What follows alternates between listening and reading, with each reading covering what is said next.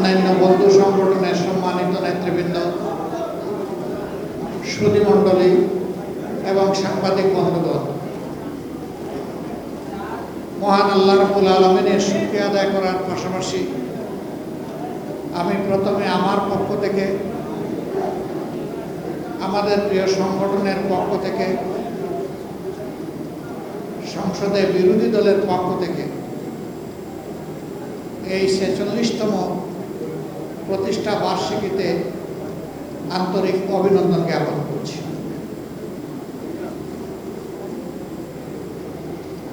আমি একজন রাজনৈতিক কর্মী হিসাবে সাক্ষী, আপসীন এই কাফেলার যিনি কাণ্ডারি ছিলেন, তিনি অন্যায়ের পক্ষে ভয়ে ভয়ে কথা বলতেন না, নিঃসংকোচে গলা ঝেড়ে সিংহের মতো গর্জন করতেন। জাতীয় জীবনের প্রতিটি সংকটে সবার আগে যার দরাজ কণ্ঠ শোনা যেত, তিনি আমাদের প্রিয় নেতা জনাব শফিউল আলম প্রধান। আমি আমাদের দলের পক্ষ থেকে আরেকটু বেশি কৃতজ্ঞতা উপলব্ধি করি। আমাদেরই একটা অনুষ্ঠানে তিনি আমাদের আহ্বানে দাওয়াতে সামিল হয়েছিলেন। যেই অনুষ্ঠানের একটা বক্তব্যকে বিকৃত করে কতিপয় দুষ্ট লোক জামাতে ইসলামের মতো একটা সংগঠনের শীর্ষ নেতৃবৃন্দের বিরুদ্ধে ধর্ম অবমাননার মামলা করেছে এবং সেই মামলায় প্রিয় নেতা শফিউল আলম প্রধান একজন আসামি। আদালতে উঠেছেন, জেলে গিয়েছেন, কষ্ট স্বীকার করেছেন, কিন্তু না, তিনি অন্যায়ের সাথে আপোষ করেন। আমরা তার কাছে চিরকৃত। আলহামদুলিল্লাহ, তার রেখে যাওয়া এই সংগঠনের হাল ধরেছেন তার অত্যন্ত স্নেহের আদরের কন্যা এবং তার সন্তান। আমরা মানসিকভাবে মনে করি যে আমরা তাদের পরিবারের সদস্য এবং তাদেরকে ভিন্নভাবে দেখি না। আজকের এই বাংলাদেশ যে সংকটের মুখোমুখি হয়েছে, আজকে এরকম মানুষের বড় প্রয়োজন ছিল, জোর কদমের সামনে এসে বলবে জাতির সাথে যেটা করা হচ্ছে এটা অন্যায়। 2/3 মেজরিটির অহমিকায় ভুগে জাতিকে আবার ফেসিবাদের দিকে নিয়ে যাওয়ার চেষ্টা করা হচ্ছে। তিনি বলতেন, ফেসিবাদ আর জনগণের আকাঙ্ক্ষার মাধ্যমে মধ্যখানে যদি অন্য কিছু এসে দাঁড়ায়, আমি সেই শফিউল আলম প্রধান ফেসিবাদকে জনগণের দিকে এগিয়ে যেতে দেব না, এখানেই থামায় দেব। আমি আশা করি তার রেখে যাওয়াই আমানতের ভার যাদের উপর পড়েছে, তারাও চলার পথে কোনো অন্যায়ের সাথে কোনো আপোষ করবে। যেখানেই দেশের স্বার্থ, সেখানেই তাদের পথ চলা হবে। আমাকে অনেকে বলে এটা ছোট দল, এটা বড় দল, এটা মাঝারি দল। আমি এই থিওরিতে বিশ্বাস করি। আমি বিশ্বাস করি একটা দল নির্দিষ্ট আদর্শ, তার কর্মসূচি, তার লক্ষ্য নির্ধারণ করে একটা দল তৈরি হয় এবং এগিয়ে যায়। দল কোনটা ছোট আর বড় এটা জনগণ বিচার করবে, এটার দায়িত্ব আমার নেই। আমি পার্সোনালি সুস্থ ধারায় গড়ে ওঠা দেশপ্রেমিক সকল দলকে সম্মান জানানো আমার দায়িত্ব মনে করি এবং চেষ্টা করি আমার ব্যক্তি জীবনে, সাংগঠনিক জীবনে এটাকে মেনটেন করা। আমি কালকেও সংসদে বলেছি, আমি বিশ্বাস করি বর্তমান সংসদে সদস্য হিসাবে যারা ঢোকার সুযোগ পেয়েছেন, প্রবেশ করেছেন, তাদের সকলেই মজলুম। এর মধ্যে কেউ জেল কেটেছে, এর মধ্যে কেউ কুখ্যাত আয়না করেছিলেন, এর মধ্যে কেউ ফাঁসির মঞ্চ থেকে ফিরে এসেছেন, আবার এর মধ্যে কেউ নির্বাসন থেকেও দেশে ফিরে এসেছে। এরকম লোকদেরকে নিয়েই আমাদের বর্তমান সংসদ। এই সংসদ যদি মুসলিম জনগণের দুঃখ না বুঝে, তাইলে কোন দিনের কোন সংসদ বুঝবে? এটি হবে চরম লজ্জা। 54 বছরের দফায় দফায় যে ফেসিবাদ বাংলাদেশি জাতিকে এগিয়ে যেতে দেয়নি, সেই ফেসিবাদকে 24-এর বিপ্লবীরা ছুঁড়ে মেরেছিল বঙ্গোপসাগরে, নালায় নর্দমায় ফেলে দিয়েছিল।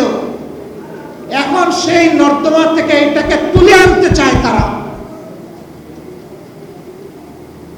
মনে রাখা দরকার, এই প্রজন্ম প্রমাণ করে দিয়েছে, এ প্রজন্ম যখন জেগে উঠে তখন মাসের পর মাস আর বছরের পর বছর আন্দোলন করার প্রয়োজন হয় না।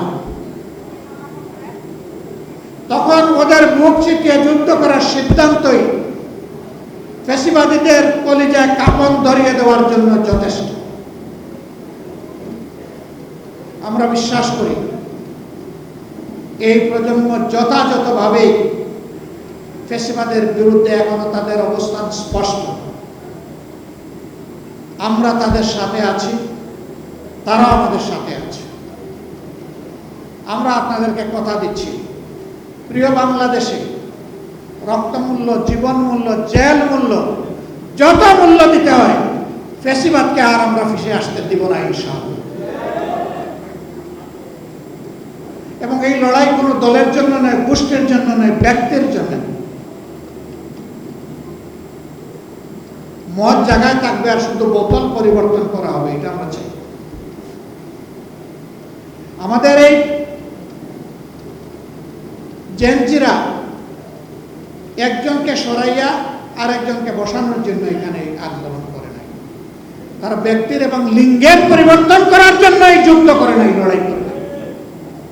তারা লড়াই করেছে যে বন্দোবস্ত এই জাতিকে ফ্যাসিবাদের জাতাকলে পিষ্ট করেছিল, সেই বন্দোবস্ত পরিবর্তনের জন্য। আমাদেরও লড়াই তাই।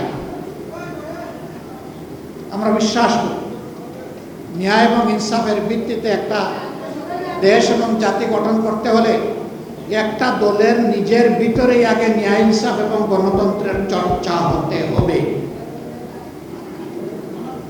যারা নিজের দলের মধ্যে গণতন্ত্রের চর্চা করতে পারে না, যাদের নিজেদের নেতা কর্মীদের হাতে নিজেদের নেতা কর্মীরাই নিরাপদ নয়, তারা 18 কোটি মানুষের নিরাপত্তা দিতে পারবে না। তারা জনগণকে গণতন্ত্র উপহার দিতে পারবে না। তারা ন্যায় এবং ইনসাফ জাতিকে উপহার দিতে পারবে না। জনগণ ঠিকই বুঝেছে, 24-এ জনগণ ঠিকই রায় দিয়েছে। হয়তো প্রশ্ন করতে পারেন, রায় যদি আপনারা পেয়ে থাকেন তাইলে সরকার গঠন করতে পারলেন না কেন? আমাদের রায়কে হাইজ্যাক করা হয়েছে, ডাকাতি করা হয়েছে, জনগণকে অপমান করা হয়েছে এবং ইতিমধ্যেই তার রাজসাক্ষীও পাওয়া গেছে। হ্যাঁ, গুগু বারবার আসে দান খেয়ে চলে যেতে, কিন্তু কপাল যখন মন্দ তখন কিন্তু জালে বেঁধে যায়। গুগু, তুমি একবার জনগণের ধান খেয়েছো, আবার খাওয়ার চিন্তা করো না। এবার আসলে ঠিকই তোমার লেজ, ঠিকই তোমার পা, ঠিকই তোমার ডানা অবশ করে দেওয়া। বলবেন যে আপনাদেরকে জনগণ ভোট দিয়েছে, তার প্রমাণ কি? 70% জনগণ হার পক্ষে ভোট দিয়েছে, এটাই তার প্রমাণ। আমরা হার পক্ষে ছিলাম, আমরা হার পক্ষে আছি। আমরা জনগণের সুপ্রিম উইলে আমরা সম্মান দেখিয়েছি, আমরা দেখিয়ে যাব। এই সংসদ মানুক আর না মানুক, গণভোটের রায় আমরা বাস্তবায়ন করব, আদায় করে ছাড়ব। অতীতের রেকর্ড এই বাংলাদেশে আছে। কেয়ারটেকার সহজে আসে নাই। ওই রকমই আমাদের আনা বিল ফেলে দেওয়া হয়েছিল। আমরা বলেছিলাম, চেয়েছিলাম সংসদে প্রতিকার, দিয়ে দিলেন আমাদেরকে জনগণের কাছে ফিরিয়ে। আমরা জনগণকে নিয়েই দাবি আদায় করবো এবং দাবি আদায় হচ্ছে।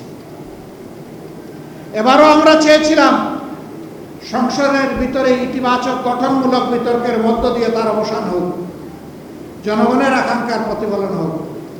না, এই সংসদ আমাদের আকাঙ্ক্ষাকে উপলব্ধি করতে, সম্মান করতে ব্যর্থ হয়েছে। আমরা তাই বলেছি, জনগণের রায় বাস্তবায়নের জন্য এখন আমরা সংসদ থেকে জনগণের কাছেই ফিরে যাচ্ছি। এবং গত পরশুদিন জনগণকে সাথে নিয়ে প্রথম কর্মসূচি বাস্তবায়ন হয়েছে। এটা শুরু। এর ভিতর দিয়ে ইনশাআল্লাহ যে আন্দোলন গড়ে উঠবে, এটা কোনো দল, ব্যক্তি, গোষ্ঠীর জন্য হবে না, এটা হবে 18 কোটি মানুষের জন্য। অন্ধতার সাদা চড়িটি বারবার হারায় না। আমরা একবার হারিয়েছি, এই চড়িকে এখন দাঁতে কামড় দিয়ে আমরা ধরে রাখবো ইনশাআল্লাহ। আমি আর কথা বাড়াচ্ছি না, আমি দুঃখ প্রকাশ করছি। পর্যাপ্ত সময় হাতে নিয়ে রওনা করেছিলাম, আসতে পারলাম না। কেন জানেন? বাংলাদেশ তেলের উপরে বাসছে, এই জন্য আমি আসতে পারিনি। সংসদে যখন সরকারি দলের মন্ত্রীরা কথা বলেন, এমপিরা কথা বলেন, তখন মনে হয় বাংলাদেশে এখন দুধের নহর নয়, তরল সোনার নহর এখন বয়ে যাচ্ছে। আমরা যখন জ্বালানি সংকট আর জনগণের ভোগান্তি নিয়ে কথা তুলি, আমাদের নোটিশটা আলোচনায় আসতেই দেওয়া হয় না। ভয়, সত্য জনগণের কাছে প্রকাশ পেয়ে যাবে। তো পেঁচা চোখ বন্ধ করে রাখবে বলে আগামীকালকের সূর্য কি উঠবে না? অবশ্যই। আজকের সূর্য যেমন উঠেছে, কিয়ামত যদি